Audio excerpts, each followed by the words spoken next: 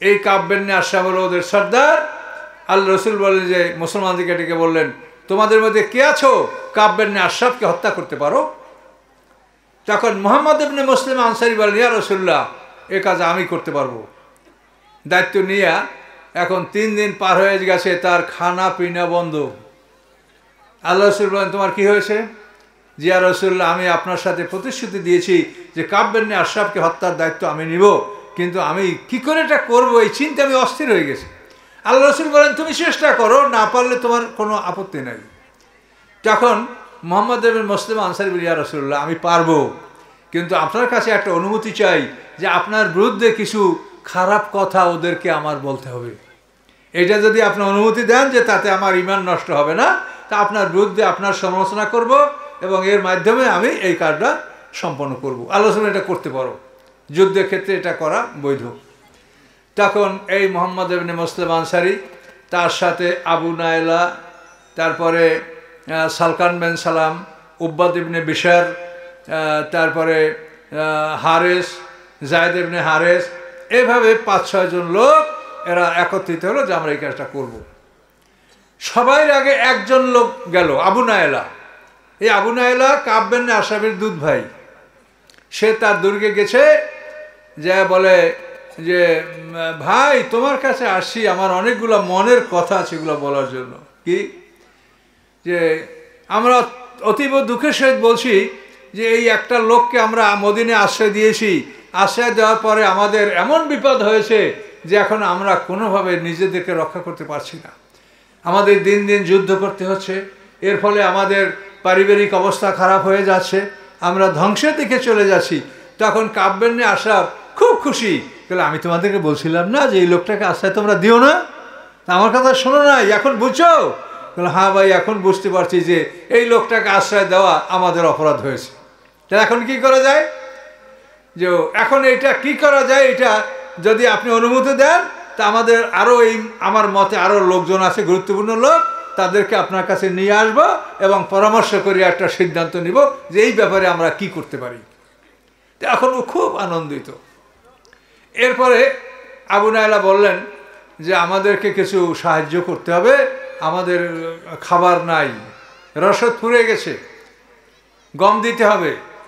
তখন ও তো ইহুদি, যে গম দিব, তোমরা কিসের বিনিময়ে গম নেবে? কিছুদিন বন্ধক রাখতে হবে, তা নাহলে দিব না। কি বন্ধক রাখবো? আমাদের কাছে কিচ্ছু নাই, সব শেষ, কি বন্ধক রাখবো? কাল থেকে তোমাদের স্ত্রীদেরকে বন্ধক রাখো। নাউজুবিল্লাহ। এখন ওরা বলে যে আমাদের স্ত্রীরা আপনার বাড়ির শোভা পাবে না, এদেরকে আমরা কি করে এটা করব? এটা সম্ভব না। তাহলে কি করবা? তোমাদেরকে তো এমনি দিব না।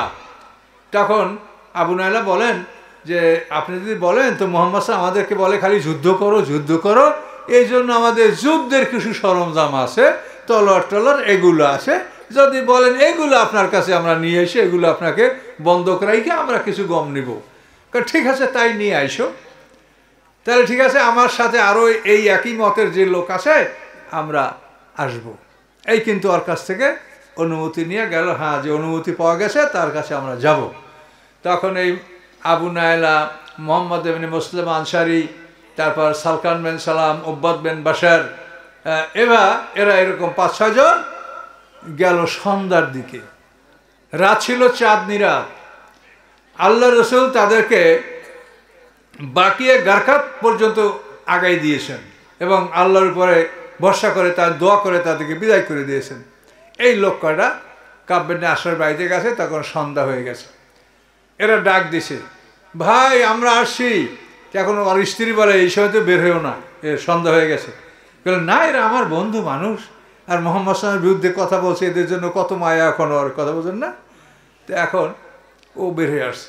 আসার পরে ওরা ওই সবাই এক কথা যে মুহাম্মদ সাল্লামকে আশ্রয় দিয়ে আমরা মহাবিপদে পড়েছি, এখন আমরা কিছুই করতে পারছি না, আমরা সর্বশেষ হয়ে গেছি। কাজে এই ব্যাপারে আমরা কি করতে পারি আপনার সাথে আমরা পরামর্শ করব। তো আপনি আজও যুবতাক্কায় আমাদের সাথে চলেন, সেইখানে এই আসার দিনাত নিরবিলি বসে আমরা একটা পরামর্শ করব। এই বলে ওকে কিন্তু নিয়ে ওই দুর্গ থেকে দূরের দিকে মুসলমান অগ্রসর হলো। অগ্রসর হতে হতে যখন প্রতিমধ্যে যাচ্ছে, তখন ওই যে আবু নায়লা দুধ ভাই, সে বলে ভাই আপনার মাথার চুলে কত ঘ্রাণ, আপনি কি সুগন্ধি ব্যবহার করেন, আপনার মাথায় হাত দিয়ে আমি একটু সুগন্ধি নেব? হ্যাঁ নাও। তখন মাথায় চুলের মধ্যে হাত ঢুকাই দিয়ে সুগন্ধি নিয়ে সাথীদেরকে শোঁকায় যে তোমরা শুকে দেখো, ঘ্রাণ নিয়ে দেখো কত সুন্দর সুগন্ধি। তখনও মানে আত্মগৌরবে ফোলে যে আমি আরবের শ্রেষ্ঠ ধনী, আমি আরবের শ্রেষ্ঠ সুন্দরী রমণীর আমার স্ত্রী, কাজে এরকম সুগন্ধি আমি ব্যবহার করি। তো একবার নিয়ে আর একবার বলতে আর একবার একটু সুগন্ধি নেব, নাও। আর ওদেরকে বলা আছে যখন আমি চুল ধরে কাবু করতে পারবো তখনই তোরা হামলা করবি। তো ঠিক তৃতীয়বারে যখন উনি ওই রকম সুগন্ধি নিতে মাথার মধ্যে হাত দিয়েছেন, বড় চুল, তখন ওই চুল ধরে ওকে কাবু করেছেন, আদরকে বলছেন হামলা করো। তখন তারা একসঙ্গে তার উপরে তলোয়ার চালিয়েছে, কিন্তু প্রথমবারে তারা সাকসেসফুল হয় নাই। মোহাম্মদ ইবনে মুসলিম আনসারী দেখে অনেকগুলি তলোয়ার যার জন্য এলোমেলো হয়ে গেছে, শেষ পর্যন্ত মোহাম্মদ ইবনে মুসলিম আনসারী তার কাছে তার চিকন তলোয়ার ছিল, সেই তলোয়ারটা তার এই দুধের উপর থেকে ভিতরে ঢুকিয়ে দিয়েছে এবং এবারে সে কাবু হয়েছে। এবং সে এত জোরে চিৎকার করেছে যে পুরো ইহুদি দুর্গে আলো জ্বলে উঠেছে, কিন্তু কেউ বাইর হয় নাই। আলো জ্বলছে কিন্তু বাইরে কেউ বাইর হয় নাই। এভাবে তারা সেই কাব বিন আশরাফকে হত্যা করে তার মাথা কেটে আল্লাহ রসুলের কাছে নিয়ে গেলেন। এখানেই তাদের শাস্তি শেষ না। এরপরে আল্লাহ রসুল তাদেরকে চিঠি দিলেন যে 10 দিনের মধ্যে তোমরা মদিনা শহর ত্যাগ করো। এরা ছিল মদিনা শহরের দক্ষিণ পূর্ব অঞ্চলে এদের দুর্গ এবং খেজুরের বাগান, ইহুদি বনু নজির।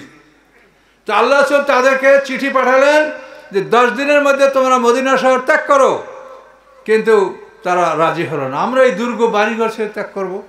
আর আব্দুল্লাহ বিন উবাই মুনাফিক, সে তাদেরকে অভয় দিল। সে বলল যে আমি 2000 সৈন্য দিয়ে তোমাদেরকে সাহায্য করব, তোমাদেরকে বের হতে হবে না।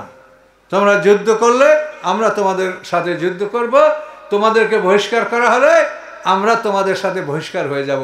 এইভাবে আব্দুল্লাহ ইবনে উবাই মুনাফিক, যার নামটা আপনারা সবাই জানেন, সে এইভাবে তাদেরকে অভয় দান করলো। ওরা বের হলো না, আল্লাহ রসুলের হুকুম মানলো না। না মানার পরে আল্লাহ রসুল সৈন্য সামন্ত্রী নিয়ে তাদেরকে ঘেরাও করলেন। 21 দিন পর্যন্ত তাদেরকে এই দুর্গে ঘিরে রেখেছিলেন। 21 দিন ঘিরে রাখার পরে তারা আত্মসমর্পণ করতে বাধ্য হলো। এবং এই তাদেরকে ঘিরে রাখার সময় মুসলমানরা যুদ্ধের সুযোগ সুবিধার জন্য তাদের অনেকগুলি খেজুর গাছও কেটেছিলেন, তাদের বাড়িঘর ভেঙেছিলেন। এভাবে যেগুলো ঘটনা ঘটছে আমরা সামনে এটা আমরা পাব। তো এইভাবে ইহুদি বনু নজিরকে মদিনা শহর থেকে বহিষ্কার করা হয় উহুদের যুদ্ধের পরপর। এই ঘটনা 3য় হিজরিতে উহুদের যুদ্ধ হয়, তার পরপর এই ঘটনা সংঘটিত হয়েছে।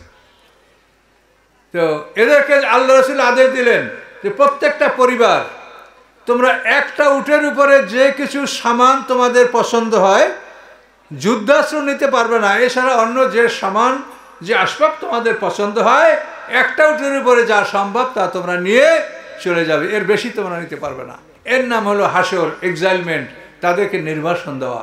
এই প্রথম নির্বাসনে মদিনা থেকে তাদেরকে খায়বারে নির্বাসন দেওয়া হয়েছিল। খায়বার থেকে পরবর্তীতে তাদেরকে সিরিয়া নির্বাসন দেওয়া হয়েছিল। এই কথাগুলি আল্লাহ তাআলা এই সূরার মধ্যে বলেছেন।